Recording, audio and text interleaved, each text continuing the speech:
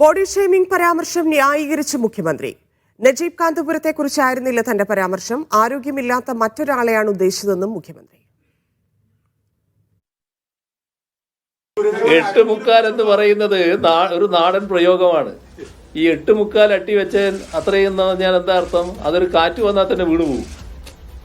മനസ്സിലാക്കണം. ഇവിടെ എന്താ സംഭവിക്കുന്നത്? ഞാൻ ഇരിക്കുമ്പോൾ കാണുകയാണ് ഈ ഭാഗത്ത് അവിടെയുള്ള വാച്ച് ആൻഡ് വാർഡ് ഇങ്ങനെ നിൽക്കുമ്പോൾ അവരെ പോയി ഒരു വനിതാ വാച്ച് ആൻഡ് വാർഡിനെ തള്ളുകയാണ്, ബലമായിട്ട് തള്ളുകയാണ്. മറ്റൊന്ന് കാണുന്നത് ഈ വാച്ച് ആൻഡ് വാർഡിനെ ഇങ്ങനെ അമർന്നിരുന്നു കൊണ്ട് പിടിച്ച് വലിക്കുകയാണ് ഇങ്ങോട്ട്. ആ ചെയ്യുന്നത് നല്ല ആരോഗ്യമില്ലാണ് ആദ്യം ചെയ്യുന്നത്. പിന്നെ ചെയ്യുന്നത് ഒരാൾ ആരോഗ്യം തീരെ ഇല്ലാത്ത ഒരാളാണ്. അയാളാണ് ഈ പറഞ്ഞ ഒരു ഊതൽ ഊതിയാൽ വീണു പോകുന്നയാളാണ്.